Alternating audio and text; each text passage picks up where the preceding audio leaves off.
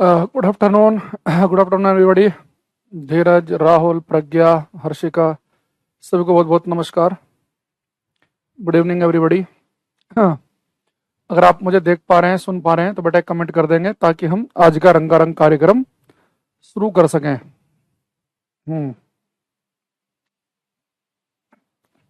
अविनाश कह रहे हैं गुड आफ्टरनून जी। गुड आफ्टरनून भाई।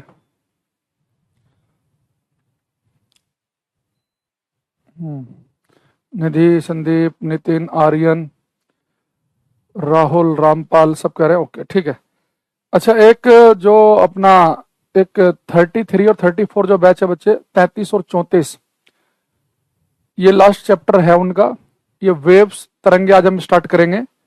फिर 33 और 34, 33 और 34 बैच भी अगली 3-4 क्लास में समाप्त हो जाएगा। तो एक वेव चैप्टर आज हम पढ़ने वाले हैं, तरंगे, ठीक है। तो हेडिंग डालेंगे आज हम वेव्स।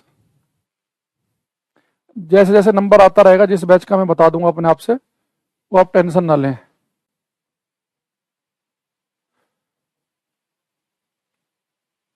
तरंगे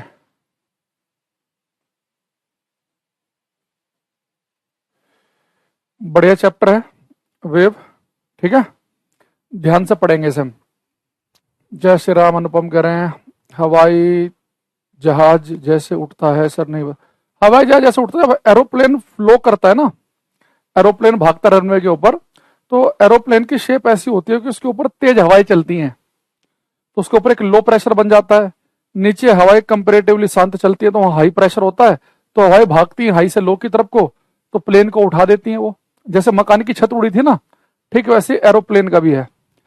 अब ये और बताया था इसमें कि वो बर्नौली की प्रमेय पर कार्य करता है। बर्नौली थ्योरम पर एरोप्लेन का उठना, हवाई जहाज का उठना, आंधियों में छतों का उड़ जाना, या इसके अलावा बॉल का स्विंग करना, ये सब बर्नौलीज थ्योरम से संबंधित चीजें हैं, ठीक है।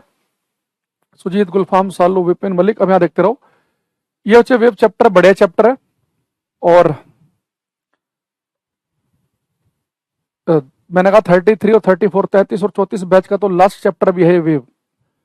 इससे एसएससी वाले बड़े इसकी तरफ आजकल झुकाव है उनका, वेव वाले चैप्टर का। तो वेव वाला चैप्टर से अगर हम हाल फिलहाल में देखें, टेरिटोरियल आर्मी में भी क्वेश्चन आया इससे, इससे यूपी के लोअर पीसीएस में भी क्वेश्चन आया था, इससे एसएससी के पेपर में भी क्वेश्चन आया था, बिहार में भी क्वेश्चन पूछा गया इससे। तो इसमें इससे क्वेश्चन आते हैं, क्योंकि इसी के अंदर हम पढ़ेंगे साउंड वेव, ध्वनि तरंगों के बारे में, और इसी चैप्टर हम पढ़ेंगे इलेक्ट्रोमैग्नेटिक वेव, वैद्युत चुंबकीय तरंगों के बारे में। तो बढ़िया चैप्टर है, इंटरेस्टिंग चैप्टर है, ठीक है। देखो, अगर आपसे के पास कोई एक छोटा बच्चा है और आपसे कहे भैया वेव तरंग क्या होती है आप बताओ, तो बच्चे को बहुत ही बेसिक सी जो आप डेफिनेशन दे सकते हैं वेव की, वो क्या है। अभी मैं इसकी जो टेक्निकल डेफिनेशन के बारे में आएंगे थोड़ा सा आगे चल के, अभी हम बच्चों वाली डेफिनेशन की बात कर रहे हैं। आप कहेंगे बेटा अगर किसी मीडियम में, किसी माध्यम में एक डिस्टरबेंस, एक विक्षोभ पैदा हो जाए, अगर किसी मीडियम में एक डिस्टरबेंस पैदा हो जाए, एक विक्षोभ पैदा हो जाए, उसे हम कहते हैं वेव। जैसे कि एक ठहराव पानी है, और ठहरे पानी बच्चे आपने एक पत्थर फेंक दिया, तो आपने देखा कि पानी के अंदर एक लहर सी चलेगी, तो आप क्या कहेंगे पानी के अंदर एक वेव पैदा हो गई। ऐसे बच्चे आप एक रस्सी लो, रस्सी का, रोप का एक सिरा दीवार पे बांध दो, एक अपने हाथ में लो, हल्का झटका दो रस्सी में, तो रस्सी के अंदर भी आपको एक डिस्टरबेंस दिखाई देगा, और आप ये कह सकते हैं कि रस्सी के अंदर एक वेव क्रिएट हो गई, एक तरंग पैदा हो गई है। यानी किसी मीडियम में, किसी माध्यम में अगर आप एक विक्षोभ पैदा कर दें, एक हलचल पैदा कर दें, तो आप ये कह सकते हैं कि हमने उसके अंदर एक वेव क्रिएट कर दी है, ठीक है। दूसरी चीज, ये जो वेव है, तरंग है, इसे बच्चे हम दो कैटेगरी में डिवाइड कर सकते हैं। वेव की दो कैटेगरी हम पढ़ेंगे क्लास में। एक है mechanical wave, mechanical wave, mechanical waves, यांत्रिक तरंगे,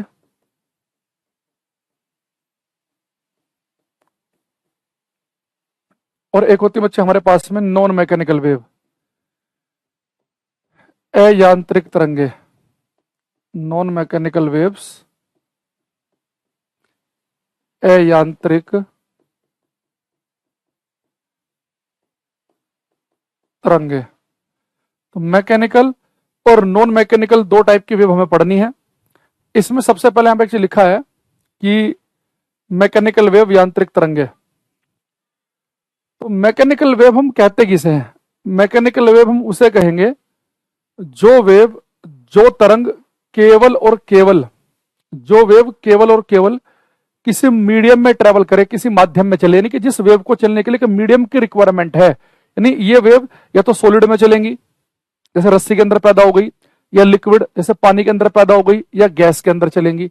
ये वेव वैक्यूम में ट्रेवल नहीं कर सकती, निर्वात में नहीं चल सकती। तो मैकेनिकल वेव वो है जो वैक्यूम में नहीं चल पाएंगी। इसका बहुत ही फेमस एग्जांपल जैसे आपको पता है साउंड, ध्वनि, मेरे मुंह से जो आवाज निकल रही है ना, साउंड केवल ये एयर में ट्रेवल कर सकती है, लिक्विड में कर सकती है, सॉलिड में कर सकती है, वैक्यूम में नहीं कर सकती। अगर आप और मैं चांद के ऊपर खड़े हो जाए, चांद के ऊपर कोई वातावरण, कोई एटमोस्फेयर नहीं है, वहां पे हम आपस में बैठ के बातचीत नहीं कर सकते हैं जैसे नॉर्मली हम धरती के ऊपर करते हैं, क्योंकि साउंड जो है आप तक पहुंच ही नहीं पाएगा। पहली बात तो बिना वातावरण के आप सांस नहीं लोगे। अगर मान लो कि चलो हमने कुछ ऐसा, हमारे फेफड़े ऐसे बन गए कि बिना वातावरण के हम सांस ले पा रहे हैं, मान लो मतलब जी पा रहे हैं, तो जब हम कुछ बोलेंगे तो आवाज सामने वाले के बिल्कुल बगल में बैठा तो भी नहीं सुन पाएगा, क्योंकि साउंड को ट्रेवल करने के लिए मीडियम एक माध्यम चाहिए। नहीं कि साउंड भी एक मैकेनिकल वेव हुई। तो यांत्रिक तरंगे वो तरंगे हैं जो केवल किसी माध्यम में ही ट्रेवल कर सकती हैं, जो वैक्यूम में चल ही नहीं सकती। तो आप एक पॉइंट लिखेंगे इनके बारे में, mechanical waves can not travel in vacuum. यांत्रिक तरंगे, यांत्रिक तरंगे निर्वात में नहीं चल सकती हैं, निर्वात में नहीं चल सकती हैं, निर्वात में नहीं चल सकती हैं। Mechanical waves can not travel in vacuum, ये निर्वात में नहीं चल सकती। दूसरी चीज, मैकेनिकल वेव्स, ये लिख लो, for propagation, for propagation, for propagation of mechanical waves, for propagation of mechanical waves, for propagation of mechanical waves,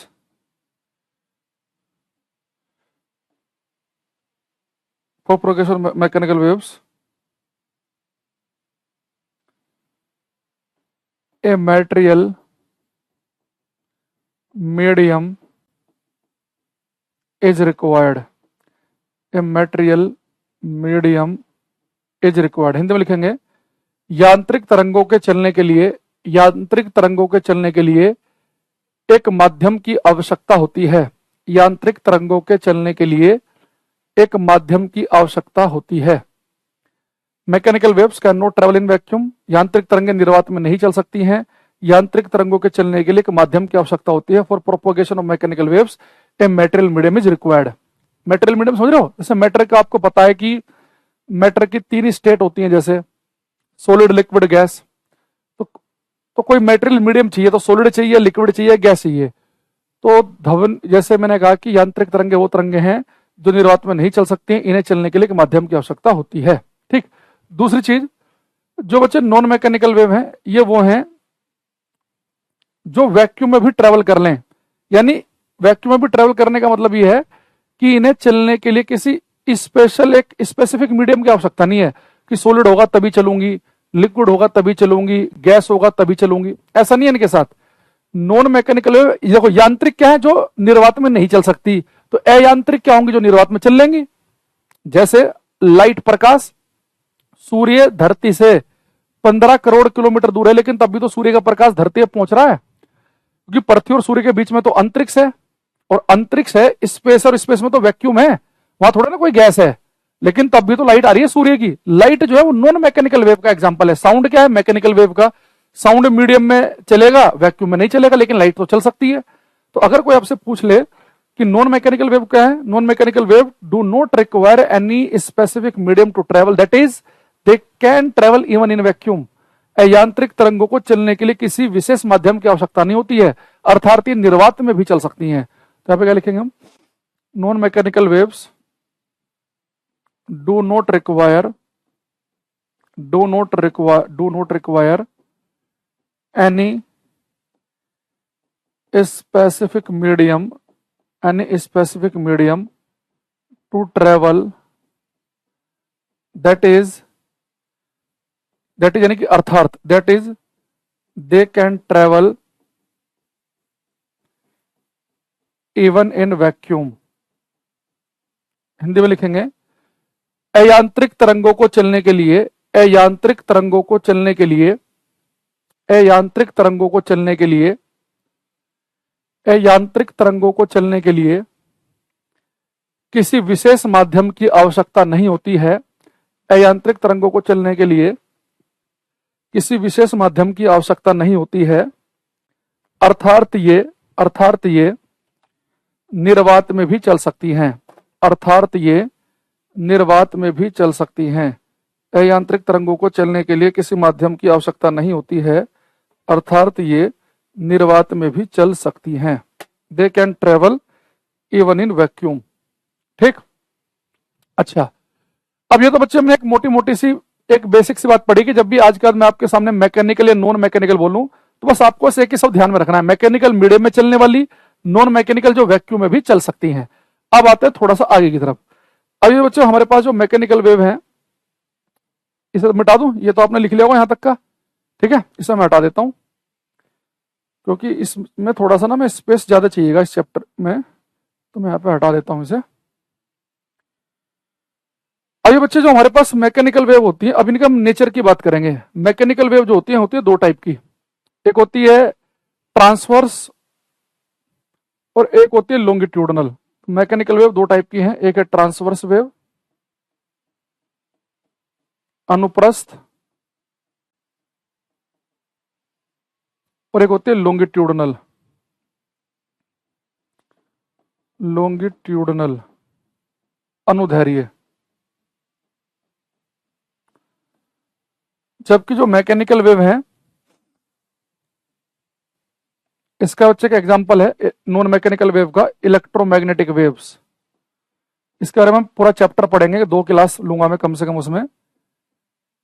अयांत्रिक तरंगे यानी कि जो निर्वात में भी चले, उनका एग्जांपल है वैद्युत चुंबकीय तरंगे। ये कैसी होती है, कैसे क्या क्या करती हैं, सारी बातें हम पढ़ेंगे। और इनका जो नेचर है बच्चे, ये होता है only transverse. Non mechanical wave केवल अनुप्रस्थ होती हैं, ये लॉन्गिट्यूडनल नहीं होती, केवल ट्रांसवर्स, केवल अनुप्रस्थ, केवल अनुप्रस्थ, ओनली ट्रांसवर्स। अब बहुत सारे बच्चों ने बचपन से नाम सुना है ट्रांसवर्स, लॉन्गिट्यूडनल, बीएससी कर लिया, लेकिन उन्हें अभी तक क्लियर नहीं है कि ट्रांसवर्स वेव क्या होती है, लॉन्गिट्यूडनल क्या होती है। ठीक है, तो अरे आज क्लास 2 बजे से थी, 2:15 का टाइम है क्लास का, 2:15 का नहीं है, 2 बजे का है। डला नहीं गया इसमें क्लास, इस पे अपने इसमें देखो, आज क्लास की जो टाइमिंग थी वो टाइमिंग है 2 बजे की। देखो 2 बजे लिखा होगा क्लास में, देखो डेली उठते ही साइड में ना फोल्डर होता है, बैच ओपन किया करो और उस बैच में साइड में लिखा होता है 2 बजे का टाइम लिखा हुआ क्लास का, 2 बजे लिखा हुआ हर क्लास में,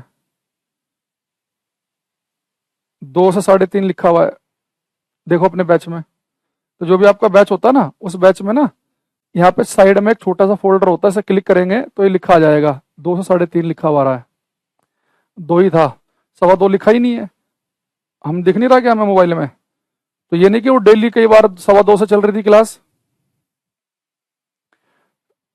और ये 2 बजे से क्लास स्टार्ट हो चुकी है तुम्हारी। जो बच्चे चलो लेट आए हैं मैं उन्हें हल्का सा बता दूं, बाकी आप एक बार जब क्लास खत्म हो जाएगी ना, आप लोग इसे बाद में देख लेना, शुरू के 15 मिनट। अभी बस ये समझो कि आज हम वेव चैप्टर स्टार्ट किया हमने। वेव हमने 2 कैटेगरी में बांट दी, एक नॉन मैकेनिकल वेव और एक मैकेनिकल वेव। तो एक को हम बोल रहे हैं मैकेनिकल, ये शुरू के 15 मिनट में बता चुका हूं। मैकेनिकल वेव यांत्रिक तरंगे वो हैं जो केवल किसी मीडियम में, माध्यम में चल सकती हैं, ये वैक्यूम में नहीं चलेंगी। लेकिन नॉन मैकेनिकल वेव, इसका एक एग्जांपल है इलेक्ट्रोमैग्नेटिक वेव, कैसी होती है हम आगे पढ़ेंगे। और इसमें बस एक लाइन मैंने बताई कि नॉन मैकेनिकल वेव वो हैं कि अयांत्रिक तरंगे वो हैं जो वैक्यूम के अंदर भी चल सकती हैं। अब फालतू कमेंटबाजी करो बंद, ठीक। इसका मतलब अगर अभी लेट आए हो तो बाद में शुरू से देख लेना क्लास, अभी टाइम मत खराब करो क्लास का, 2 बजे से क्लास चल रही है ये। अब हम ये समझेंगे कि हमने कहा मैकेनिकल वेव ट्रांसवर्स और लॉन्गिट्यूडनल 2 तरीके की होती हैं। ये जो नॉन मैकेनिकल वेव है जिसका मैंने एग्जांपल बताया आपको इलेक्ट्रोमैग्नेटिक वेव, ये होती है केवल ट्रांसवर्स। देखो नॉन मैकेनिकल वेव जो हैं, जो वैक्यूम में भी ट्रेवल कर सकती हैं, इनका नेचर केवल ट्रांसवर्स है। हो सकता है कि ये लॉन्गिट्यूडनल भी होती हो सकता है, तो हमें उनके बारे में नहीं पता, या हम उनकी मैथमेटिक्स अभी तक डेवलप नहीं कर पाए। तो नॉन मैकेनिकल वेव केवल ट्रांसवर्स नेचर की, जबकि मैकेनिकल वेव जो मीडियम में, माध्यम में चलती हैं, केवल वो ट्रांसवर्स और लॉन्गिट्यूडनल दोनों टाइप की होती हैं। ठीक, अब ये जो ट्रांसवर्स वेव है इसका क्या मतलब है, इसे हम थोड़ा समझते हैं। लॉन्गिट्यूडनल क्या है इसका मतलब हम समझते हैं, तो मैं आपको डिटेल में बताता हूं आज ट्रांसवर्स और लॉन्गिट्यूडनल वेव को थोड़ा फील करना। पहले हम बात करते हैं अनुप्रस्थ, ट्रांसवर्स वेव्स, अनुप्रस्थ तरंगों की, अनुप्रस्थ तरंगे। देखो ध्यान से समझना बात को, ये जो ट्रांसवर्स वेव है, अगर आपसे कोई आज के बाद आप किसी किताब में पढ़ें, या कोई टीचर आपसे आके बोले कि भैया ये एक ट्रांसवर्स वेव है, आपने क्या किसी बुक खोली, बुक में लिखा कि this is a transverse wave, ये एक अनुप्रस्थ तरंग है, तो आपको क्या फील आनी चाहिए। देखो ट्रांसवर्स वेव, अनुप्रस्थ तरंग हम किस तरंग को कहते हैं, ट्रांसवर्स वेव कैसे जनरेट होती हैं, 5 मिनट सुनोगे पूरा फोटो आपके दिमाग के सामने बनने लगेगा। जैसे जैसे मैं बोलूंगा वैसे वैसे अपने आंखों के सामने ऐसे विजुलाइज करना, इमेजिन करना कि हाँ ऐसे कुछ हो रहा है। मान लो मेरे पास एक रस्सी है, एक रस्सी, उस रस्सी का एक एंड, एक सिरा मैंने आपके सामने दीवार पे बांध दिया, और एक सिरा मैंने अपने हाथ में ले लिया, एक सिरा इधर और एक सिरा इधर ले लिया मैंने। ठीक, अब जैसे बच्चे मैं हल्का सा झटका दूंगा, हल्का झटका दूंगा, तो आपको पता है कि रस्सी के अंदर एक वेव सी पैदा हो जाएगी। अब देखो ये रस्सी के अंदर ये वेव जो पैदा हुई वो हुई कैसे, इसे बड़े ध्यान समझना। रस्सी का एक सिरा आपने दीवार में बांधा, एक लिया अपने हाथ में। आप एक काम करो, इस रस्सी के ऊपर, इस रोप के ऊपर आप मार्कर से काले काले निशान लगा दो। एक काला निशान यहां लगा दिया रस्सी पे, एक थोड़ा सा उसके आगे लगा दिया, एक थोड़ा और आगे, करते करते करते मान लो कि आपने 100-150 निशान इस रस्सी पर काले मार्कर से बना दिए। अब इस रस्सी को हल्का झटका देना। जब बच्चा आप इसे झटका दोगे ना, रस्सी के अंदर एक वेव पैदा हुई। वो वेव पता है कैसे पैदा हुई, रस्सी पे जितने काले काले निशान आपने बनाए थे ना, उन्हें बड़े ध्यान से देखना, वो काले काले निशान आपको ऊपर नीचे उठते हुए दिखाई देंगे, ऊपर नीचे।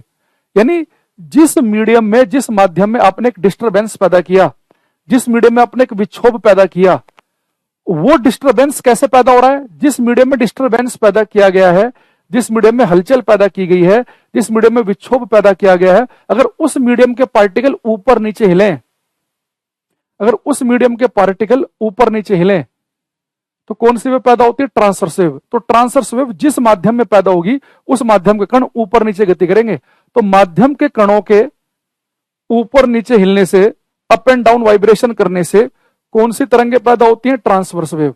तो माध्यम के कणों के ऊपर नीचे हिलने से ट्रांसवर्स वेव पैदा होती हैं। दोबारा समझो बात को, मैंने क्या कहा, अब दिमाग में समझो। एक रस्सी का सिरा दीवार में बांध दिया, एक रस्सी का सिरा अपने हाथ में ले लिया, रस्सी में आपने काले काले निशान बना रखे हैं मार्कर से, हल्का सा आपने झटका दिया तो सारे सारे काले निशान ऊपर नीचे हिलने लगेंगे।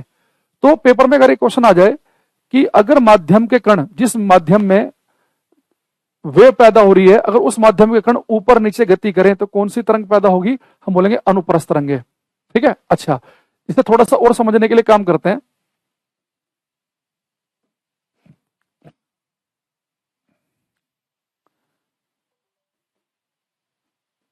जैसे बच्चे मान लो कि वेव की डायरेक्शन, यहां से आपने रस्सी में झटका मारा और ये वेव आगे बढ़ रही है, ये मान लो कि आपकी वेव की डायरेक्शन है, वेव की दिशा, वेव डायरेक्शन,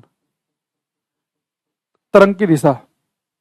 एरो जो है आपको तरंग की दिशा के बारे में बता रहा है, तरंग की दिशा। अभी बच्चे वेव जिस मीडियम में पैदा हुई, अगर उस मीडियम के जो पार्टिकल हैं, अगर उस मीडियम के जो कण हैं, मान लो कि वे पैदा किया अपने एक रस्सी के अंदर, तो रस्सी के जो कण हैं अगर वो ऊपर नीचे हिलें, तो जिस माध्यम में वे पैदा हुई है, अगर उस माध्यम के कण ऊपर नीचे हिलेंगे तो कौन सी तरंगें पैदा होंगी, ट्रांसवर्स वेव। अच्छा यहाँ पे एक चीज आप और समझ सकते हैं बड़े ध्यान से, ये वेव आगे बढ़ रही है और ये वेव मान लो रस्सी के अंदर पैदा हुई, जिस मीडियम में वेव पैदा हुई उस मीडियम के कण हिल रहे ऊपर नीचे, तो वेव की डायरेक्शन ये, कण ऊपर नीचे हिल रहा है, यानी कि कण जो है कितने एंगल पे हिल रहा है, वेव की डायरेक्शन से 90 डिग्री के एंगल पर। फिर 90 डिग्री का एंगल बन रहा नहीं बन रहे सारे के सारे। तो 90 डिग्री के एंगल का मतलब होता है परपेंडिकुलर, लंबवत। तो पेपर में एक्चुअल में वो ऊपर नीचे शब्द का यूज नहीं करता। वो पेपर में क्या बोलता है, वो पेपर में आपसे कहता है कि जिस मीडियम में वेव पैदा हुई, जिस माध्यम में वेव पैदा हुई, अगर उस मीडियम के पार्टिकल, अगर उस मीडियम के कण वेव की दिशा के परपेंडिकुलर लंबवत कंपन करें, परपेंडिकुलर वाइब्रेशन करें, तो कौन सी वेव पैदा होगी। तो जिस मीडियम में वेव पैदा हुई है, अगर उस मीडियम के कण ऊपर नीचे बोल दिया तो पेपर में, या बोल दे कि उस मीडियम के कण वेव की दिशा के, तरंग की दिशा के परपेंडिकुलर हिलें, लंबवत हिलें, तो कणों के लंबवत कंपन करने से, परपेंडिकुलर वाइब्रेशन करने से कौन सी वेव पैदा होती है, ट्रांसवर्स वेव। तो transverse wave generates due to perpendicular vibration of, due to up and down vibration of particles of medium. माध्यम के कणों के तरंग की दिशा के लंबवत कंपन करने से, तरंग की दिशा के लंबवत कंपन करने से, या तरंग माध्यम कणों के ऊपर नीचे गति करने से कौन सी तरंगें पैदा होती हैं, अनुप्रस्थ। एक बार मैं डेफिनेशन लिखवा देता हूं। Transverse wave generate due to perpendicular, due to perpendicular vibration of, transverse wave generate due to perpendicular vibration of, due to perpendicular vibration of particles of medium, particles of medium to the wave direction, to the wave direction। Hindi में लिखेंगे माध्यम के कणों के, माध्यम के कणों के, माध्यम के कणों के, माध्यम के कणों के तरंग की दिशा के लंबवत कंपन करने से, माध्यम के कणों के तरंग की दिशा के लंबवत कंपन करने से, माध्यम के कणों के तरंग की दिशा के लंबवत कंपन करने से, तरंग की दिशा के लंबवत कंपन करने से अनुप्रस्थ तरंगें उत्पन्न होती हैं।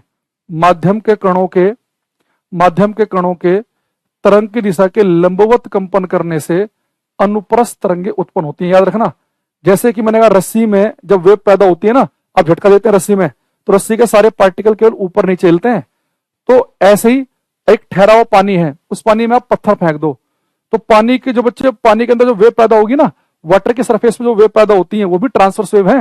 अगर आप ठहरे पानी में एक पत्थर फेंक देंगे तो क्या होगा, ये पानी ऊपर नीचे हिलेगा, इसके बगल वाला पानी भी ऊपर नीचे हिलेगा, इसके बगल वाला भी, इसके बगल वाला भी, और आपको ऐसा लगेगा जैसे एक वेव सी पैदा हो गई। तो जब किसी तालाब में आप पत्थर फेंकते हैं और उस तालाब की सतह पे जो आपको एक वेव दिखाई देती है वो भी ट्रांसवर्स वेव है। क्योंकि जो, अगर आप इस चीज को ऐसा समझना कि एक तालाब के अंदर मान लो पत्ता पड़ा है और आपने एक पत्थर छोड़ दिया तालाब में, तालाब के अंदर एक वेव पैदा हुई, जो पत्ता पड़ा था ना, जो कागज पड़ा था कुछ ऐसे तालाब के अंदर, उस पत्ते को देखना, पेड़ के पत्ते को ऊपर नीचे हिलता हुआ दिखाई देगा, वहीं के वहीं ऊपर नीचे। ये आपकी बॉल पड़ी है मान लो तालाब के अंदर, तालाब में आपने एक पत्थर फेंका, तालाब में एक वेव बनी, बॉल वहीं के वहीं ऊपर नीचे हिलती रहेगी, क्योंकि उस बॉल के नीचे का पानी ऊपर नीचे हिल रहा है।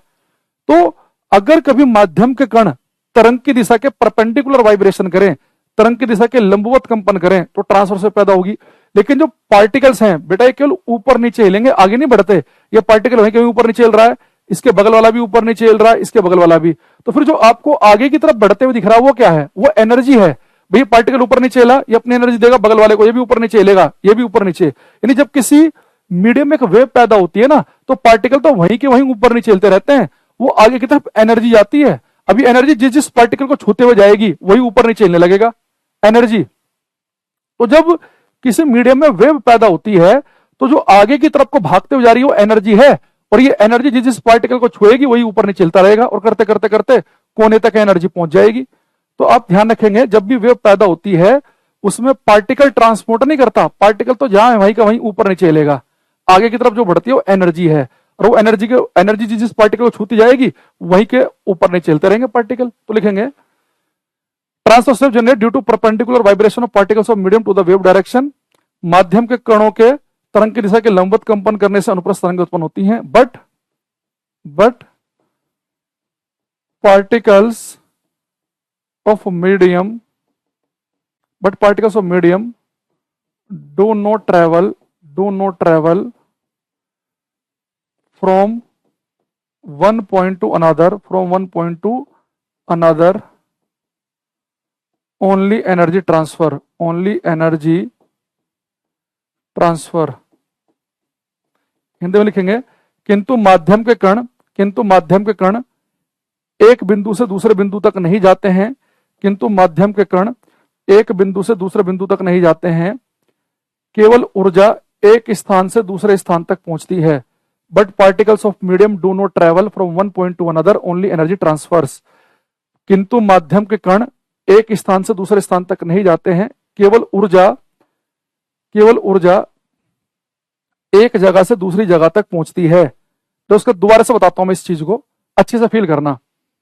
रस्सी ली, रस्सी का एक सिरा दीवार में बांधा, एक आपके हाथ में है, आपने रस्सी के ऊपर मार्कर से काले काले निशान बनाए थे, आपने रस्सी में लगा झटका दिया तो रस्सी के अंदर एक वेव पैदा हो गई। तो मुझे एक चीज बताओ, जो आपने काले काले निशान मार्कर से बनाए थे रस्सी के ऊपर, तो क्या काले निशान ये आगे बढ़ रहे हैं क्या? सारे सारे निशान एक ही कोने में इकट्ठे हो गए? नहीं, रस्सी पे मार्कर से काला निशान जहां बनाया था वो काला निशान वहीं का वहीं है, बस वो काला निशान वहीं के वहीं ऊपर नीचे हिल रहा है। तो वो एनर्जी आगे जा रही है। तो जब किसी मीडियम में ट्रांसवर्स वेव पैदा होती है, जब किसी माध्यम में अनुप्रस्थ तरंग पैदा होती है, तो जब ट्रांसवर्स वेव पैदा होगी तो ट्रांसवर्स वेव कैसे पैदा होगी? उस मीडियम के कण, उस मीडियम के पार्टिकल वेव की दिशा के परपेंडिकुलर, तरंग की दिशा के लंबवत कंपन करेंगे और वो पार्टिकल केवल ऊपर नीचे हिलेंगे, आगे नहीं बढ़ेंगे। आगे जो बढ़ता है वो है एनर्जी, वो है ऊर्जा। आई होप कि अब आपको थोड़ा ध्यान में आ गया होगा। और इस चीज को समझने के लिए मैं काम करेंगे कि जहां पे हमने यहाँ पे ट्रांसवर्स वेव लिखा था, बस यहाँ पे फोटो बना लेना। आगे के लिए पूरी कहानी की जरूरत नहीं है, बस इतना ध्यान रखना कि वेव डायरेक्शन के, तरंग की दिशा के अगर परपेंडिकुलर वाइब्रेशन हो रहे हैं तो ट्रांसवर्स वेव पैदा होगी।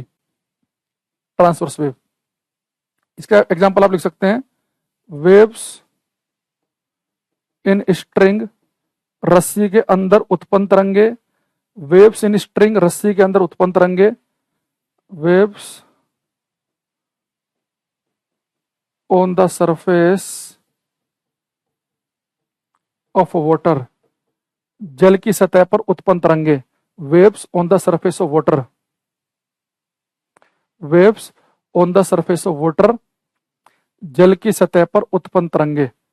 रस्सी में उत्पन्न तरंगे और वाटर की सरफेस पर, जल की सतह पर। जैसे बच्चा कह रहा है जिम में करते हैं ना सर, जिम वाले, कि आपने एक रस्सी इधर बांधी, एक इधर बांधी, और जिम वाले बंदे ऐसे रस्सी पकड़ेंगे और वही के वहीं ऐसे ऐसे करते रहते हैं। तो रस्सी में आपको जो वेव दिखती है ना, वहां पे रस्सी के ऊपर अगर आपने निशान लगा दिए ना, वो निशान केवल वहीं के वहीं ऊपर नीचे चलेंगे, आगे नहीं बढ़ेंगे। ठीक है? ये बच्चा कह रहा है सर क्या आप भी आज मूवी देखने जा रहे? कौन सी मूवी भाई, कौन सी मूवी लग रही है? हैं? किसने कहा तुम्हें मूवी का, किसने कहा क्या कुछ? मैं तो भाई कश्मीर फाइल की बात कर रहा हूँ, तो वो तो मैंने 12 तारीख को ही देख ली थी, 11 मार्च को लगी थी ना, तो मैं तो फैमिली के साथ 12 को ही देख के आया था। सब लोग गए थे हम घर से, मैंने चलते हैं देख के आते हैं, हिस्टोरिकल मूवी है। हालांकि अब हमें मूवी देखने की आवश्यकता नहीं है, इस बारे में हमने पहले इतने आर्टिकल्स वगैरह पढ़े हुए हैं, बहुत सारी चीज़ें, बहुत सारे लोगों को जानते भी हैं, पर फिर भी मैंने मूवी बनी है तो देखे आते हैं। डिफरेंट सिनेमा, क्योंकि वो वाला सिनेमा जो है ना, बच्चन पांडे टाइप का सिनेमा तो बहुत सारे हैं।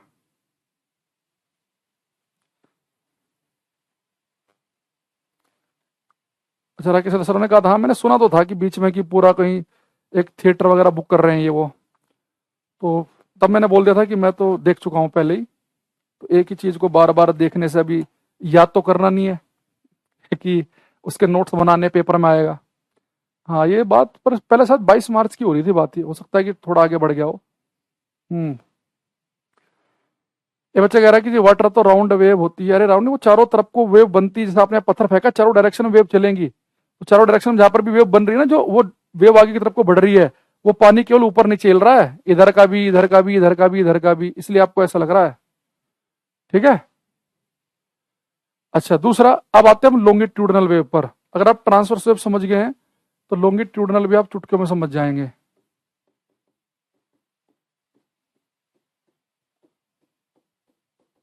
अनुदैर्ध्य तरंगे। जो बच्चे लेट आए हो शुरू में, बाद में क्लास देख लेना, क्लास आज 2 बजे स्टार्ट हुई थी। जो लेट आए उन्हें बार बार बता देता हूं मैं। अनुदैर्ध्य तरंगे। देखो, अनुदैर्ध्य तरंगे जो मैंने इतनी मेहनत की ट्रांसवर्स वेव में, उसका फायदा हमें अनुदैर्ध्य तरंगों में मिलेगा। बस एक शब्द का एरफेर होगा और काम बन जाएगा हमारा। देखो,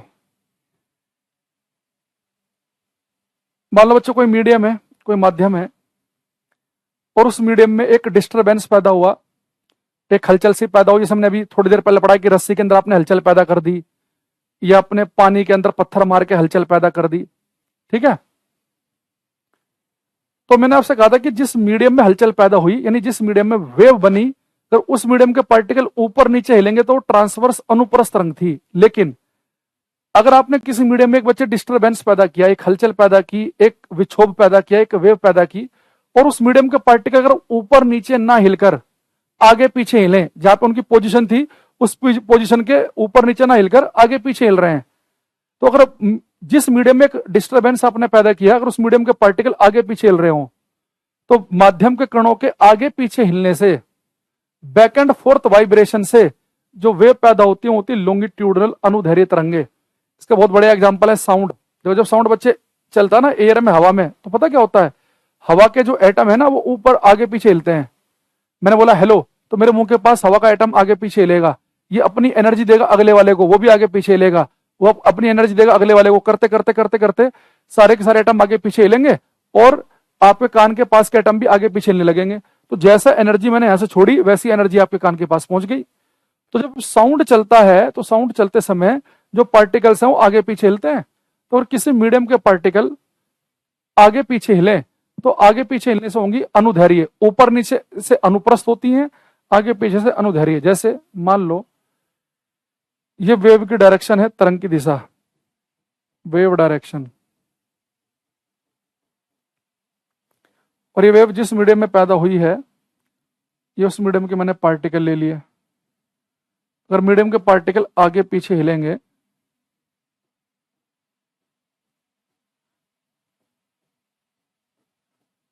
जिसे हम बोलते हैं बैक एंड फोर्थ, आगे पीछे हिलना। अब एक चीज, यहां पर एक चीज समझो बड़े ध्यान से आप, कि वेव की डायरेक्शन थी, ये तरंग की दिशा है, वेव की डायरेक्शन, और जब पार्टिकल है वो बच्चे आगे पीछे हिल रहा है। तो यहाँ पे आपको दिख रहा होगा कि वेव की डायरेक्शन तो ये रही, और पार्टिकल आगे पीछे हिल रहा है। यानी पार्टिकल कैसे हिल रहा है, पैरेलल वाइब्रेशन कर रहा है, समांतर, पैरेलल। तो पेपर में क्वेश्चन आता है कि अगर जिस मीडियम में वेव पैदा हुई, अगर उस मीडियम के पार्टिकल परपेंडिकुलर हिलेंगे, लंबवत, तो कौन सी वेव थी, ट्रांसवर्स।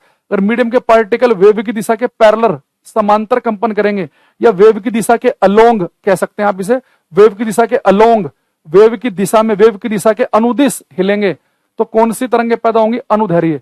तो अनुदैर्ध्य तरंगों में पार्टिकल जो है वेव की दिशा के अलोंग, या वेव की दिशा के पैरेलल, या वेव की दिशा में आगे पीछे कंपन करते हैं, तो होती है अनुदैर्ध्य तरंगे। ठीक, तो यहां पे लिखेंगे longitudinal waves generate, longitudinal waves generate due to longitudinal waves generate due to parallel vibration of due to parallel vibration of particles of medium to the wave direction, to the wave direction। Hindi में लिखेंगे माध्यम के कणों के, माध्यम के कणों के, माध्यम के कणों के तरंग की दिशा के, माध्यम के कणों के तरंग की दिशा के समांतर कंपन करने से, माध्यम के कणों के तरंग की दिशा के समांतर कंपन करने से, समांतर कंपन करने से अनुदैर्ध्य तरंगे उत्पन्न होती हैं। माध्यम के कणों के तरंग की दिशा के समांतर कंपन करने से अनुदैर्ध्य तरंगे। देखो यहां पर भी जो पार्टिकल है ना, वो केवल आगे पीछे हिल रहे हैं, खुद आगे नहीं जा रहे, वो खुद जो आगे बढ़ रहा है वो एनर्जी है सेम। ट्रांसवर्स वेव में पार्टिकल वहीं के वहीं ऊपर नीचे हिलते हैं, यहाँ पे आगे पीछे, आगे की तरफ जो बढ़ेगा वो एनर्जी ऊर्जा होगी। तो यहां पे लिखेंगे but there is also, but there is also particles of medium do not travel from one point to another, from one point to another only, only energy transfer, only energy transfers. Hindi में लिखेंगे किंतु यहां पर भी, किंतु यहां पर भी माध्यम के कण एक जगह से दूसरी जगह नहीं जाते हैं, किंतु यहां पर भी माध्यम के कण एक जगह से दूसरी जगह नहीं जाते हैं, किंतु यहां पर भी माध्यम के कण एक जगह से दूसरी जगह नहीं जाते हैं, केवल ऊर्जा आगे बढ़ती है, केवल ऊर्जा आगे बढ़ती है। किंतु यहां पर भी माध्यम के कण एक जगह से दूसरी जगह नहीं जाते हैं, केवल ऊर्जा आगे बढ़ती है। तो इससे भी आज क्या होता है समझना, लॉन्गिट्यूडनल वेव में क्या होता है, ये वेव की डायरेक्शन है, ये वेव की दिशा है, और वेव की दिशा के पैरेलल पार्टिकल वाइब्रेशन करेंगे। बस ये डायग्राम याद रखना। इसका आप एग्जांपल लिखेंगे, फॉर एग्जांपल साउंड, ध्वनि, और इसमें लिखेंगे वेव्स इन स्प्रिंग, स्ट्रिंग नहीं, स्ट्रिंग रस्सी में तो होती है ट्रांसफर, स्प्रिंग जो स्टील का स्प्रिंग होता है ना, वेव्स इन स्प्रिंग। तो स्प्रिंग अगर आप पकड़ के खींच देंगे तो उसके अंदर भी सारे पार्टिकल आगे पीछे हिलते हैं वेव की दिशा के आगे पीछे। तो साउंड मैकेनिकल लॉन्गिट्यूडनल वेव का एग्जांपल है, और स्प्रिंग में जो तरंगें पैदा होती हैं ये भी मैकेनिकल लॉन्गिट्यूडनल वेव का एग्जांपल है। एक छोटी सी बात और याद रखना कि मैकेनिकल वेव कौन सी होती है, जो मीडियम में पैदा हो, और मैकेनिकल ट्रांसवर्स का मतलब है कि वेव जिस मीडियम में पैदा हुई उस मीडियम के पार्टिकल ऊपर नीचे हिलेंगे। मैकेनिकल लॉन्गिट्यूडनल वेव मीडियम में पैदा होती है, और जिस मीडियम में पैदा होंगी उस मीडियम के पार्टिकल आगे पीछे हिलेंगे। अच्छा, मैकेनिकल ट्रांसवर्स वेव केवल और केवल ये सॉलिड और लिक्विड में पैदा होती हैं, सॉलिड और liquid. Mechanical longitudinal wave solid, liquid, gas तीनों में पैदा हो सकती हैं, सॉलिड में भी, लिक्विड में भी और गैस में भी। ठीक है। अब यहां से मैं एक क्वेश्चन आपसे पूछता हूं, ये है एक बच्चा कह रहा है सर साउंड तो यांत्रिक का उदाहरण है। अरे भाई बताया तो, साउंड है मैकेनिकल लॉन्गिट्यूडनल, यांत्रिक अनुदैर्घ्य। कैसे बच्चे हैं भाई क्लास में। अरे मैकेनिकल वेव दो टाइप की होती है, ट्रांसवर्स और लॉन्गिट्यूडनल। तो मैकेनिकल वेव वो है जो किसी मीडियम में पैदा होंगी, तो जिस मीडियम में वेव पैदा होगी उस मीडियम के पार्टिकल ऊपर नीचे लेंगे तो यांत्रिक अनुप्रस्थ कहलाएगी। जिस मीडियम में वेव पैदा होगी अगर उसके पार्टिकल आगे पीछे लेंगे तो यांत्रिक अनुदैर्घ्य कहलाएगी। कह रहा जी साउंड तो यांत्रिक तरंग है, तुम अनुदैर्घ्य बता रहे हो। अरे साउंड जो है वो यांत्रिक अनुदैर्घ्य तरंग है, और एक साउंड यांत्रिक अनुप्रस्थ तरंगें कौन सी है, जो रस्सी के अंदर पैदा होती हैं, जो पानी की सतह पर पैदा होती हैं। साउंड क्या है, यांत्रिक अनुदैर्घ्य। यानी साउंड मैकेनिकल वेव है, मीडियम में चलेगा, पर मैकेनिकल में भी कौन सी मैकेनिकल है, ट्रांसवर्स की लॉन्गिट्यूडनल, लॉन्गिट्यूडनल। देखो मैं आपसे क्वेश्चन पूछता हूं, ये सीजल 2020 का क्वेश्चन है ये। अब देखते हैं कि आप इस क्वेश्चन को कर पाएंगे कि नहीं।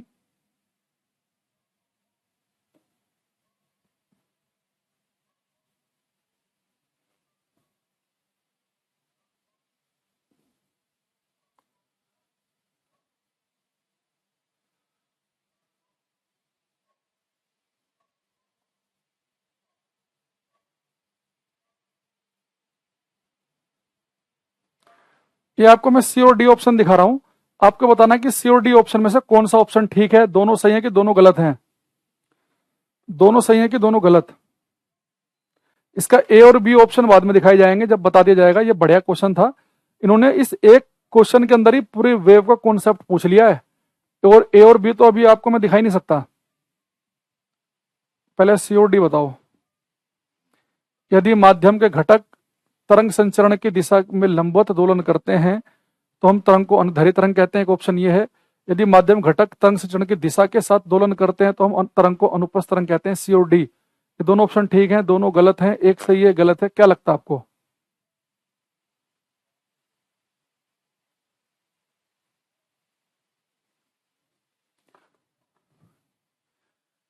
अनु का सही आया एकदम बिल्कुल हमारे पास आंसर, विपिन का गलत है, धर्म का भी गलत है। यानी आप ढंग से सुन नहीं रहे। शुभम गलत, सूर्यांतु क्या बच्चा था इसका ठीक था, नितिन, निधि, शैलेश, कौशल्य। देखो जो बच्चे कह रहे हैं कि सी गलत है, जो कह रहा है डी गलत है, उनका गलत है, दोनों ही गलत है। ये स्टेटमेंट भी गलत है भाई, ये भी गलत है, दोनों गलत हैं। क्या पढ़ रहे हो तुम इतनी देर से। इसने क्या बोला, if the constituents of the medium oscillate perpendicular to the direction of wave propagation we call a longitudinal। अरे भाई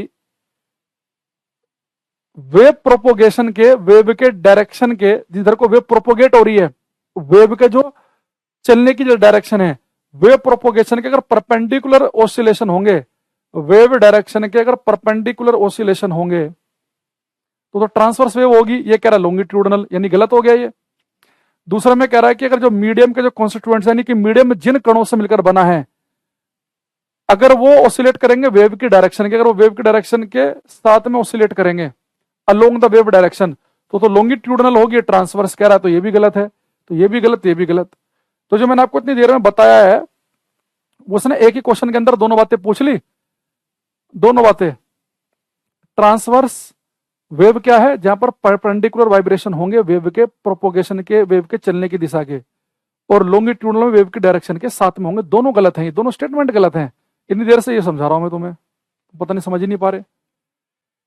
अभी समझना, आगे एक दिन में अभी आज की क्लास में ही या अगली क्लास में हम आधे पौन घंटे कॉन्सेप्ट हम डिस्कस करेंगे वेवलेंथ का, फ्रीक्वेंसी वगैरह का, फिर समझ के। और वो उसने ए और बी ऑप्शन में डाल रखा है, यानी वेव का अगर आपने 1.5-2 घंटे पढ़ा है ढंग से, तब एक क्वेश्चन अटेम्प्ट कर पाओगे। ऐसा क्वेश्चन डिजाइन किया है। इसी क्वेश्चन में उसने ट्रांसवर्स वेव की डायरेक्शन भी देख ली, इसी के अंदर उसने लॉन्गिट्यूडनल की भी पूछ ली, इसके ए और बी ऑप्शन में देखना वेवलेंथ और फ्रीक्वेंसी दोनों की डेफिनेशन पूछ ली, यानी पूरे वेव का निचोड़ उसने एक क्वेश्चन में पूछ लिया। तो उसकी बात हम करेंगे बाद में। अभी हम किस पर बात कर रहे हैं कि ट्रांसवर्स वेव कैसे बनती है।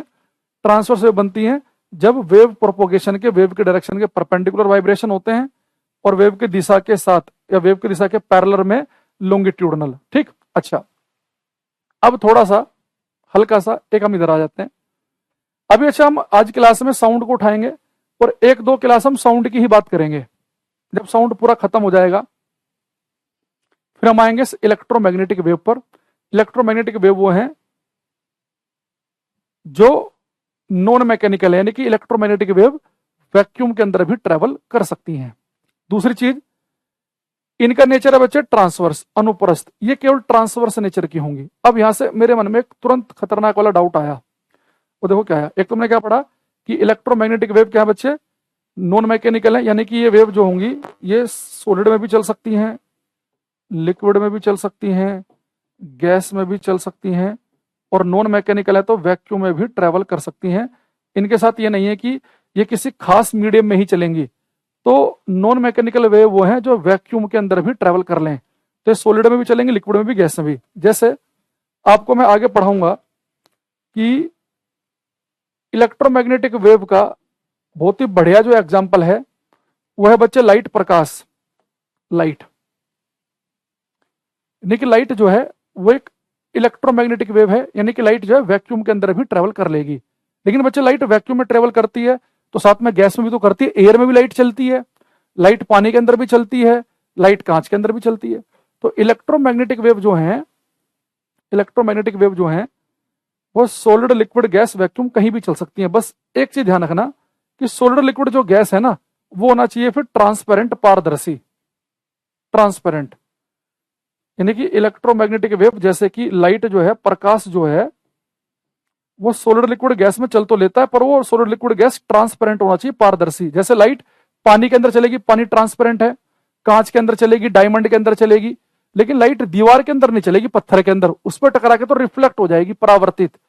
तो electromagnetic wave solid, liquid, gas में चल सकती है पर वो ट्रांसपेरेंट होना चाहिए, पारदर्शी होना चाहिए, और वैक्यूम में तो कुछ होता ही नहीं है, तो वैक्यूम के अंदर भी ट्रेवल कर सकती है। चलो ये भी आपने, चलो आज सर ठीक है। अभी हम इलेक्ट्रोमैग्नेटिक वेव की 2 क्लास लेंगे तो और डिटेल में समझेंगे, पर अभी मोटी मोटी हमें खबर सी क्या है, इलेक्ट्रोमैग्नेटिक वेव नॉन मैकेनिकल है, यानी वैक्यूम के अंदर ट्रेवल कर सकती हैं और ये केवल ट्रांसवर्स नेचर की हैं। लेकिन यहां से मेरे मन में एक डाउट बड़े देर से घूम रहा है, वो ये कि जब मैंने आपको मैकेनिकल ट्रांसवर्स वेव पढ़ाया, यांत्रिक अनुप्रस्थ, तो मैंने आपको बताया कि मैकेनिकल वेव वो है जो मीडियम में पैदा होंगी। अगर उस मीडियम के पार्टिकल जिसमें वेव पैदा हो रही है, उस मीडियम के पार्टिकल ऊपर नीचे हिलेंगे तो वेव ट्रांसवर्स कहलाएगी। लेकिन डाउट यहां पे क्रिएट हुआ कि इलेक्ट्रोमैग्नेटिक वेव, वैद्युत चुंबकीय तरंगे भी तो ट्रांसवर्स हैं, तो ये किसी मीडियम में चलेंगी, ये जब ये वैक्यूम में चलेंगी, वैक्यूम में तो कोई मीडियम है ही नहीं, वैक्यूम में तो बिल्कुल खाली जगह है, शून्य, जीरो। तो जब ये इलेक्ट्रोमैग्नेटिक वेव चलती है और ये ट्रांसवर्स वेव है, अनुप्रस्थ तरंग है, तो जब वैक्यूम तो खाली जगह है तो वहां पर फिर ऊपर नीचे वेव की डायरेक्शन के परपेंडिकुलर क्या हिलेगा भाई। यहां तो मैकेनिकल ट्रांसवर्स वेव में क्या है कि ट्रांसवर्स वेव जिस मीडियम में पैदा हुई उस मीडियम के पार्टिकल ऊपर नीचे हिल गए। लेकिन इलेक्ट्रोमैग्नेटिक वेव वैद्युत चुंबकीय तरंगे जब चलती हैं और ये वैक्यूम में जब चल रही हैं, तो वैक्यूम में तो कुछ है नहीं, कोई पार्टिकल है ही नहीं, तो जिस दिशा में वेव चल रही है उसके लंबवत क्या हिलता है। अब थोड़ा सा उससे समझते हैं, फिर मैं एक बहुत ही सुंदर क्वेश्चन आपके सामने लेके आऊंगा। देखो, इलेक्ट्रो मैग्नेटिक वेव जब चलती है तो वेव की दिशा के लंबवत क्या कंपन करता है वैद्युत चुंबकीय तरंगों में, उसे समझना। तो बच्चे मान लो कि वेव की डायरेक्शन है,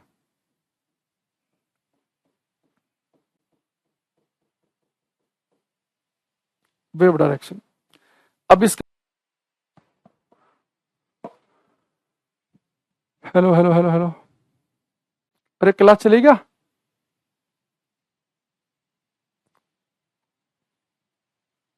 क्लास आ गई क्या भाई, बताने एक बार।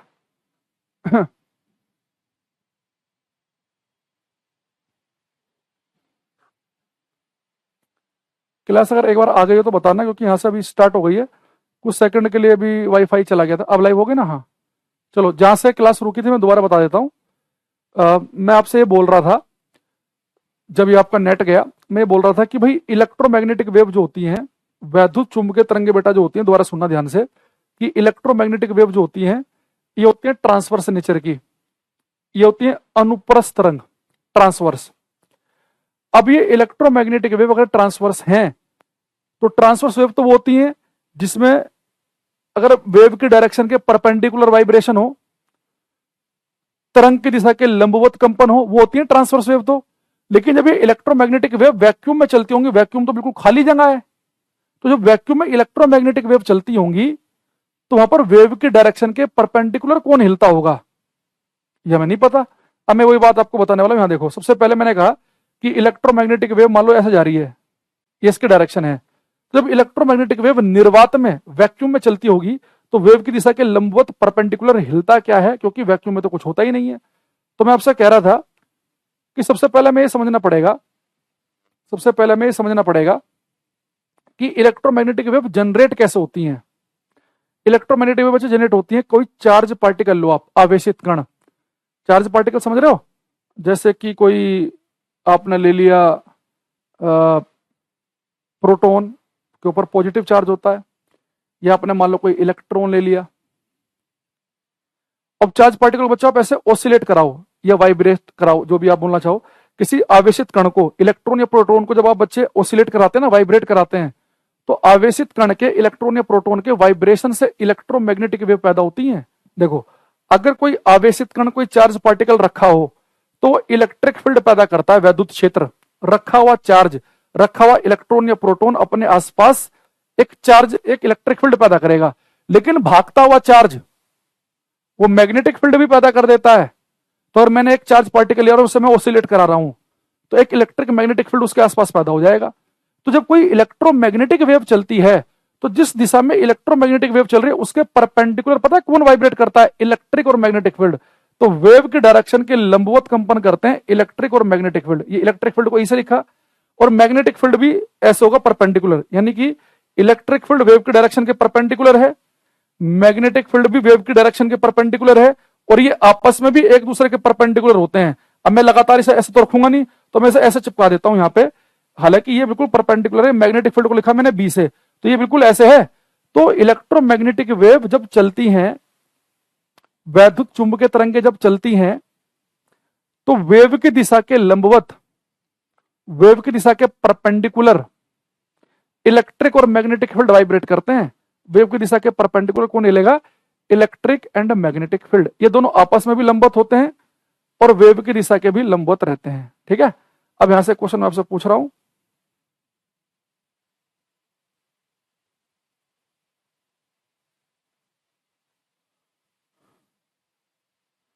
हेलो हेलो हेलो हेलो,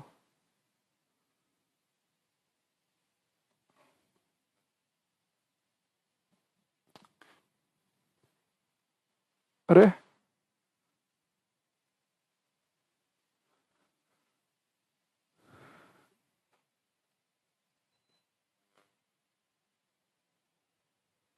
ये बात समझ में नहीं आई, बच्चा कह रहा है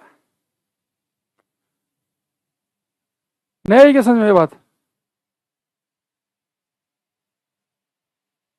क्लियर है? अभी जो मैंने बताया था कि जिस इलेक्ट्रोमैग्नेटिक वेव जब चलेगी, इलेक्ट्रोमैग्नेटिक वेव जब चलती है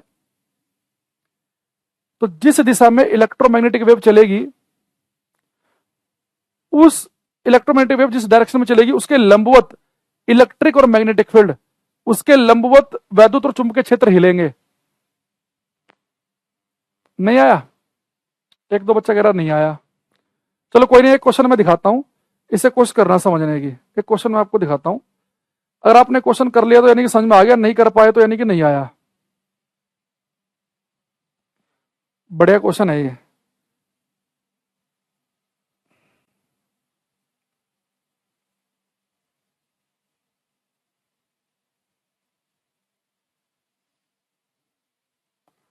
देखो एक क्वेश्चन है, पहले मैं आपको इसमें हिंट दे देता हूं। इसने बोला आपसे कि which one of the following is not a property, note कह रहा है वो, नोट कि कौन सी प्रॉपर्टी नहीं है इलेक्ट्रोमैग्नेटिक वेव की। तो आपको बताना निम्नलिखित में से कौन वैद्युत चुंबकीय तरंगों का गुण नहीं है। उसने ये नहीं कहा कि है, नहीं है वाला बताना है। ये करना एक बार, कोई नहीं दोबारा बता देंगे, पहले क्वेश्चन करो।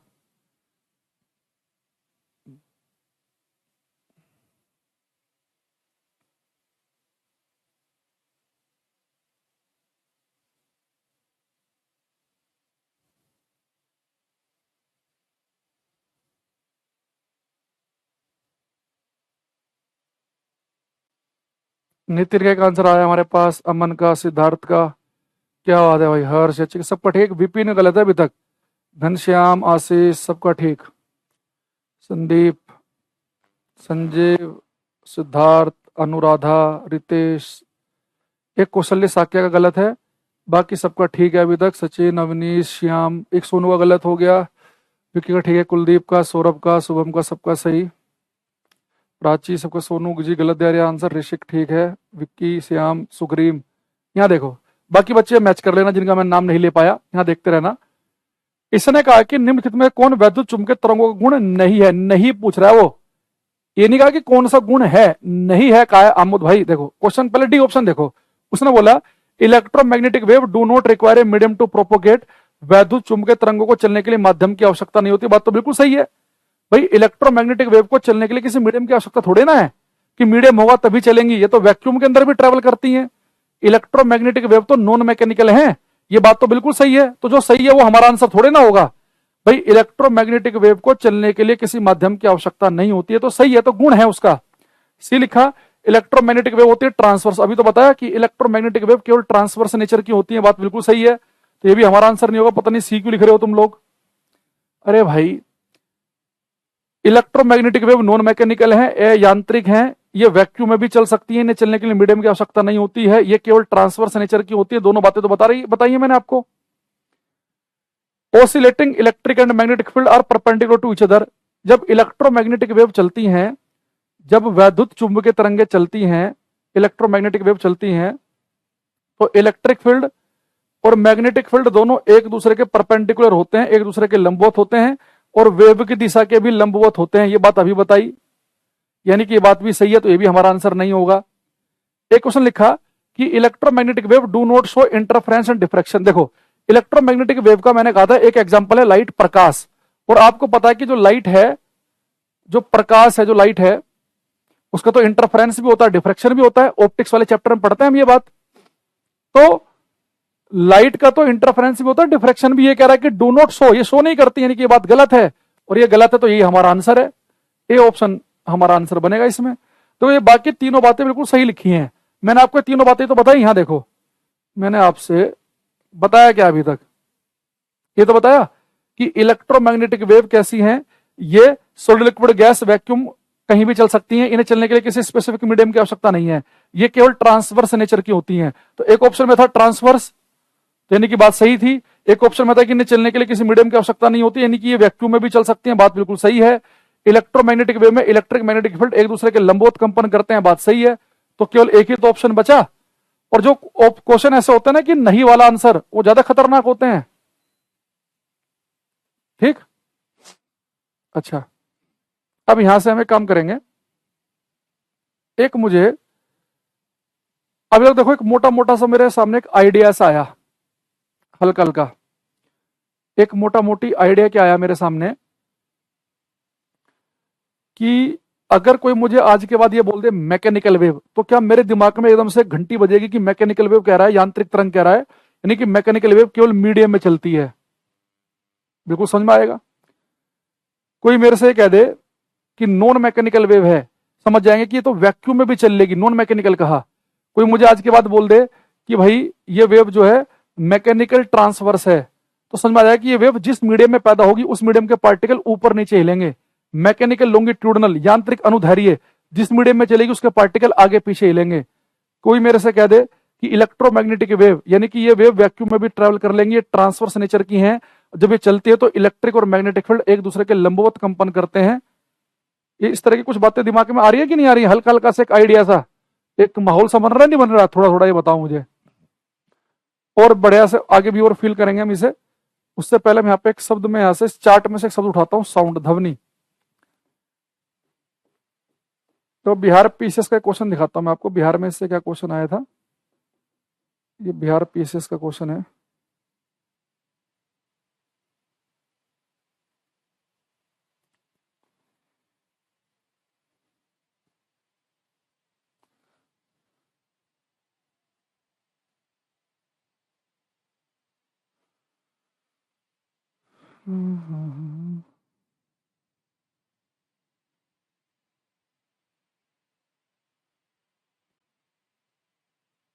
कहाँ गया भाई, मिल जाए, मिलने, ये रहा। देखो, बिहार में ना 5 ऑप्शन आते हैं पीसीएस में।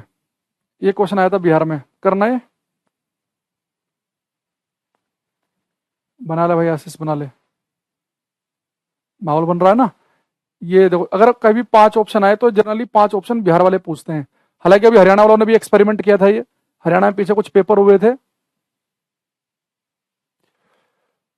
इसमें क्वेश्चन है कि sound wave is which type, ध्वनि तरंग किस प्रकार की है। इसने ऑप्शन दिया electromagnetic, transverse, mechanical, none of the above, B and C. तो क्या आंसर होगा, ध्यान से करना। प्रिंस का एक आंसर आया हमारा, जो कि महागलत है। मन कर रहा है सब बुला के ना क्लास में भी, इसके जो पुराने वाले मास्टर नहीं करते थे ऐसे, वो तूत की एक वो डंडी सी छीलते थे वो, और उसके बाद लगातार आधे घंटे तक बजाते थे बच्चों के। अरे भाई, साउंड कौन सी वेव है? इलेक्ट्रोमैग्नेटिक वेव तो नहीं है। इलेक्ट्रोमैग्नेटिक वेव तो वैक्यूम के अंदर भी चल लेती हैं। साउंड ट्रांसफर थोड़े ना है। साउंड तो कौन सी वेव थी? मैकेनिकल लॉन्गिट्यूडनल, यांत्रिक अनुदैर्ध्य। तो सी ऑप्शन ठीक है। बी तो नहीं, ये भी नहीं होगा, ननो इसलिए नहीं हो सकता क्योंकि सी ठीक है। सी ऑप्शन सही है। कोई बी बता रहा है, कोई ए बता रहा है, कोई ई बता रहा है। अरे बी कहां सही हो गया? ये साउंड नहीं पता तुम्हें? साउंड कौन सी वेव है? मैकेनिकल लॉन्गिट्यूडनल, 50 बार बता दिया। मैकेनिकल लॉन्गिट्यूडनल लिखवाया था साउंड ये, यहां देखना।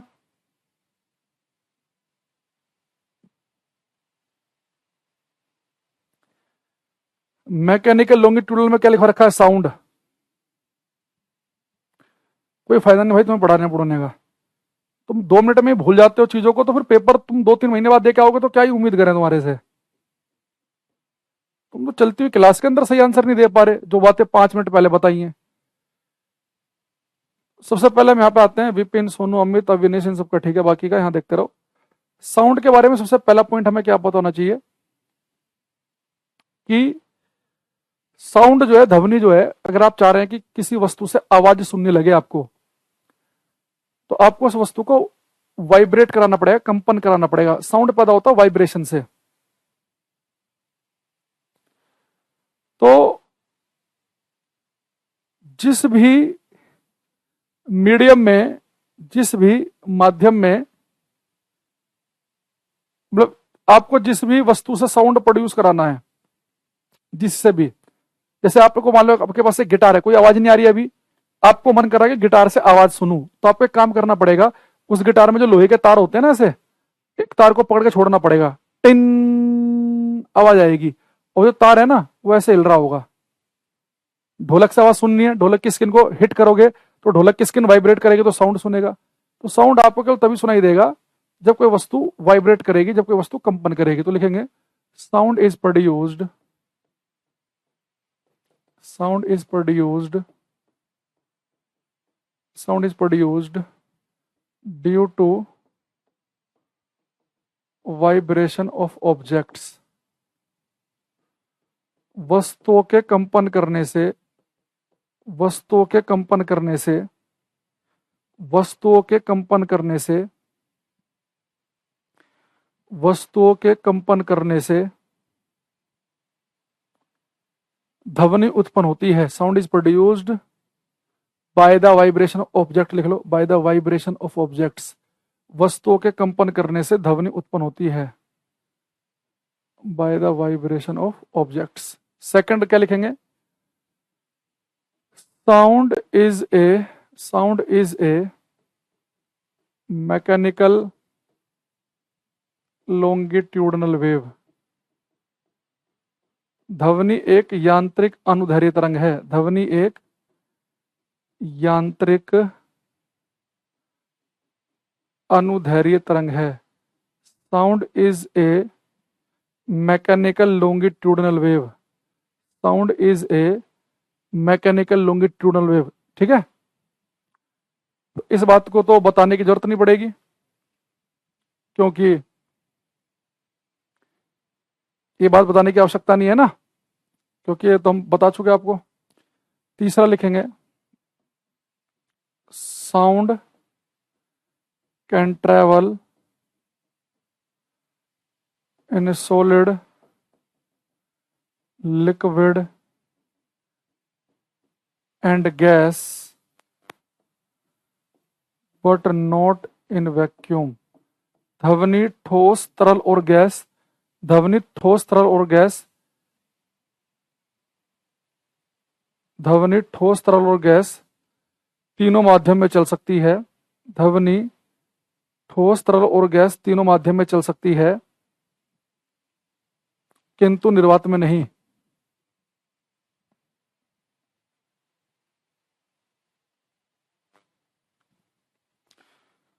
Sound can travel in solid, liquid and gas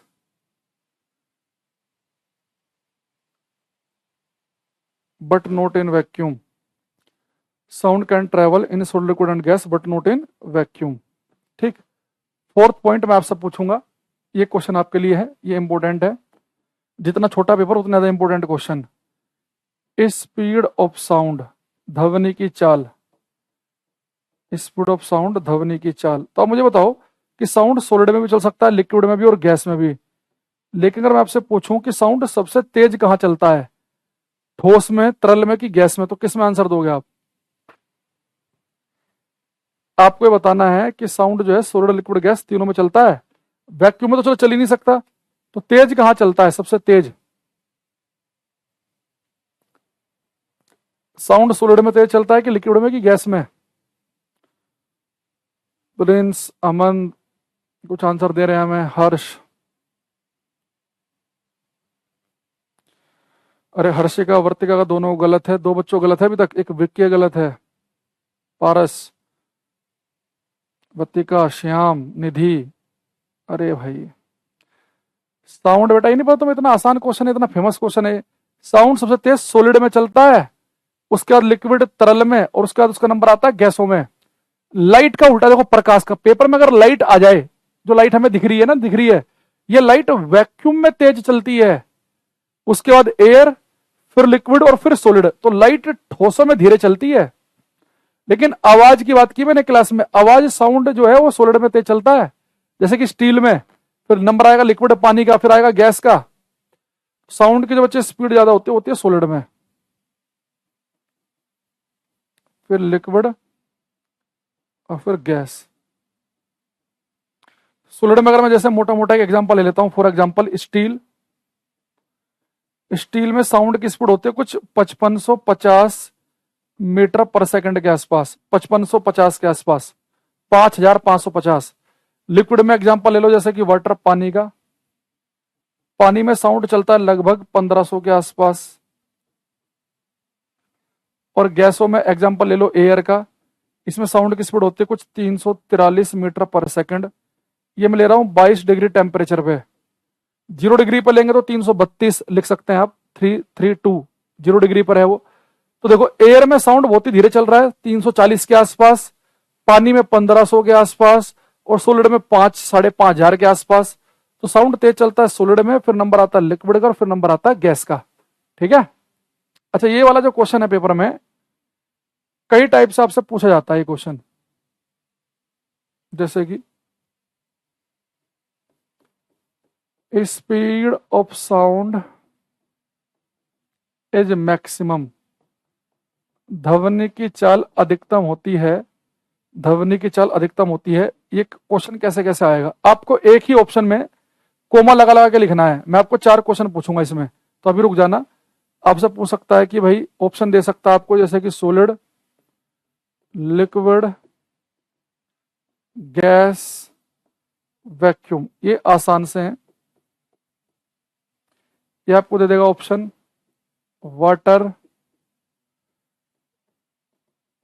air, steel, vacuum. ये ऑप्शन दे देगा आपको iron, steel, water, air, aluminium, iron, water, air. एक ही कमेंट में कोमा लगा के लिखना, ए कोमा बी कोमा ए, जो भी आपको आंसर लगता हो ठीक लिखो।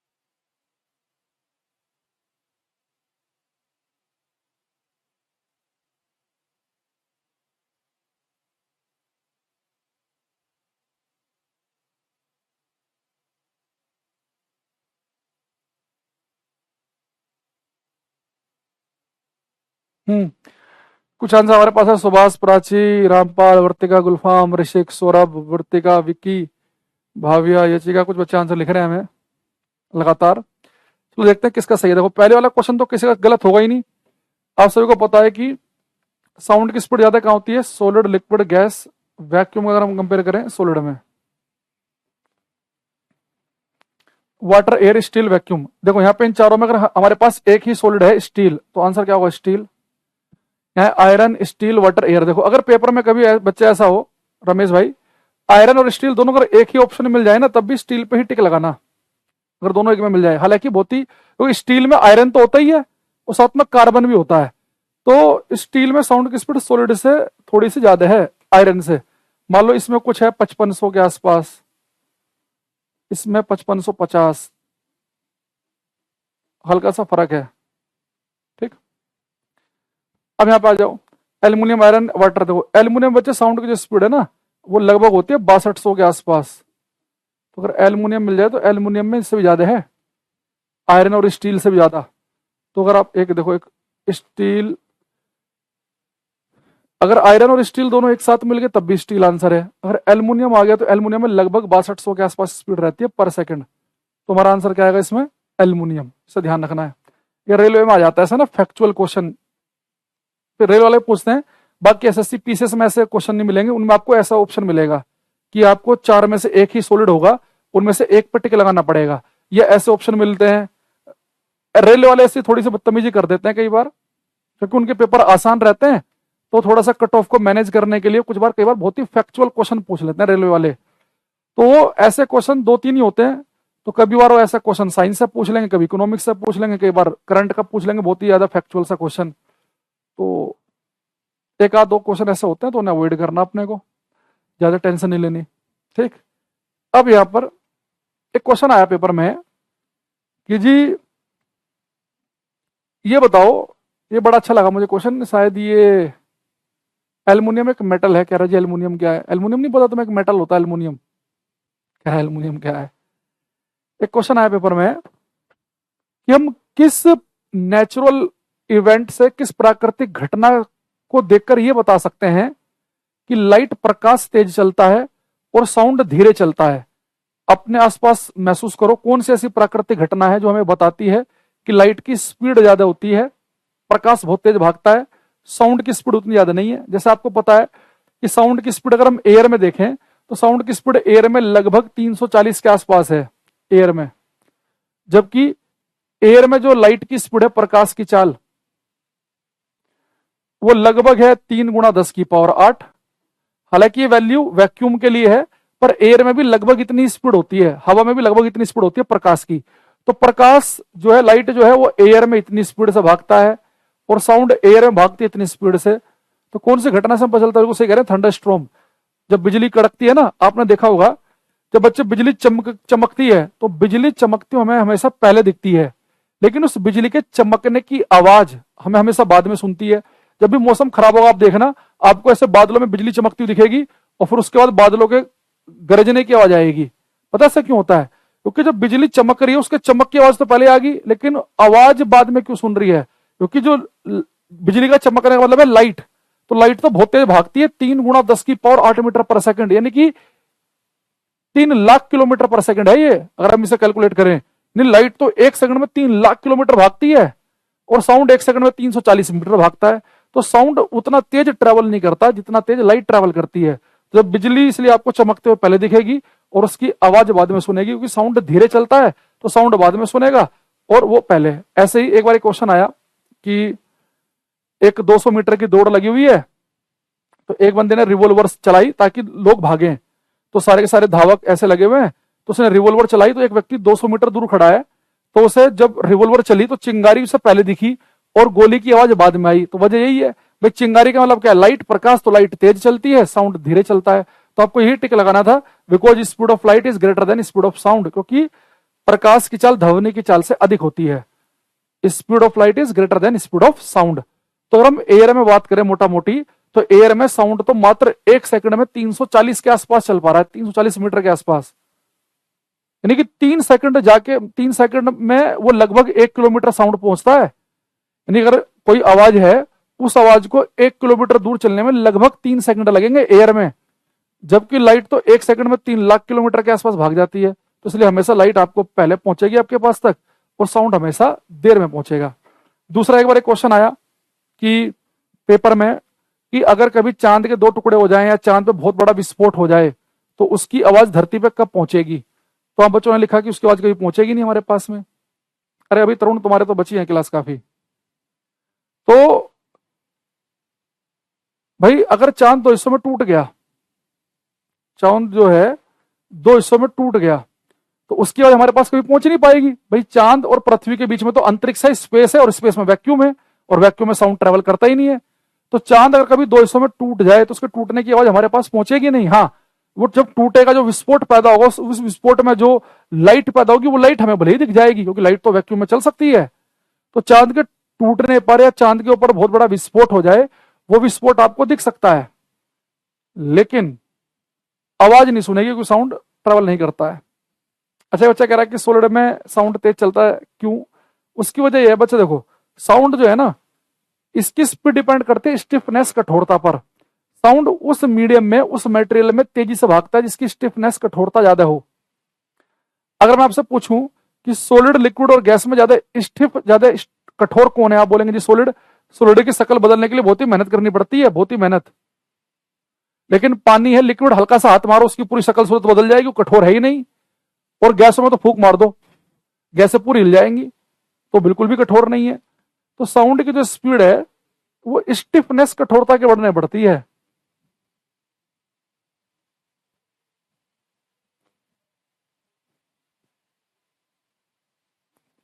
बच्चा कह रहा बट सर चांद के पास खुद की लाइट नहीं है तो लाइट कैसे? अरे भाई, जब चांद जैसे मान लो कि 2 हिस्सों में टूट गया, मान लो कोई विस्फोट हुआ, तो उस विस्फोट से तो कुछ तो एनर्जी, कुछ तो लाइट, प्रकाश पैदा हो सकता है। जैसे बम फोड़ते हैं, तो जब बम फूटता तो आग निकलती है कि नहीं निकलती है? उसकी बात कर रहा हूं मैं। ठीक है, इसे हम डाल देंगे। तो यहाँ पे एक चीज लिखेंगे, stiffness effect, stiffness effect on speed of sound, ध्वनि की चाल पर कठोरता का प्रभाव, ध्वनि की चाल पर, चाल पर कठोरता का प्रभाव, stiffness effect on speed of sound. Stiffness के बढ़ने से, कठोरता के बढ़ने से ध्वनि की चाल बढ़ती है, स्पीड ऑफ साउंड इंक्रीज करता है। स्टिफनेस बढ़ेगी तो ध्वनि की चाल बढ़ेगी। ध्वनि स्टिफनेस के बढ़ने से ध्वनि की चाल बढ़ जाती है, कठोरता।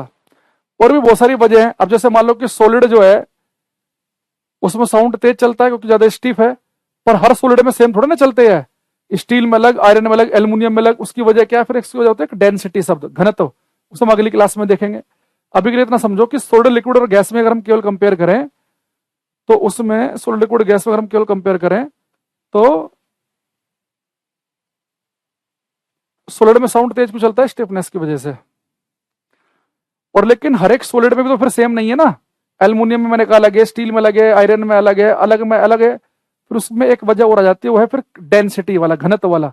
उसे नेक्स्ट क्लास में देखेंगे। बच्चा कह रहा है सर आपकी फैमिली में कितने मेंबर हैं? क्या भाई क्या करोगे? नॉर्मल जैसे सबकी फैमिली में होते हैं, भाई बहन माता पिता यही होते हैं। और अलग से कहाँ से लेके आए हैं? 5-7 को अलग से भी ले आए। और बाकी तो वही एक अध्यापक की फैमिली, तो जो उसके स्टूडेंट है वो भी उसकी फैमिली है। अगर आप थोड़े से एक अच्छे इंसान है, महात्मा गांधी टाइप के, महान टाइप के इंसान है, विवेकानंद जैसे, तो फिर तो पूरी पृथ्वी परिवार है। परिवार की तो कोई डेफिनेशन है ही नहीं। एक बच्चा कह रहा ध्वनि की खोज किसने की थी? जो आदि मानव भी पैदा हुआ होगा तो आवाज तो उसने भी सुनी होगी। कह रहा ध्वनि की खोज किसने की? कोई क्वेश्चन है ये? कह रहा ध्वनि खोज किसने की? हाँ, स्टैंड लोको पायलट में जो जीएस वाला पार्ट होता है वो हो जाएगा प्रिंस। कह रहा जी ध्वनि की खोज किसने की? अगर मैं कह दूं कि मैंने की ध्वनि की खोज, तो क्या मेरे पिताजी को आवाज नहीं सुनी होगी क्या? जिसने भी व्यक्ति ने कह दिया कि साउंड की खोज उसने की, तो क्या उसके पिताजी ने आवाज नहीं सुनी कभी, या उसके दादा ने नहीं सुनी कभी? कह रहा जी ध्वनि की खोज किसने की? ये वाली स्लाइड दिखानी थी क्या? चलो आज कितने रखते हैं, बाकी नेक्स्ट क्लास में मिलते हैं। पहला वाला पेज दिखा दे। बच्चा कह रहा पहला पेज दिखा दो। पहला पेज ये था। मिलते हैं कल। Thank you, bye, take care everybody.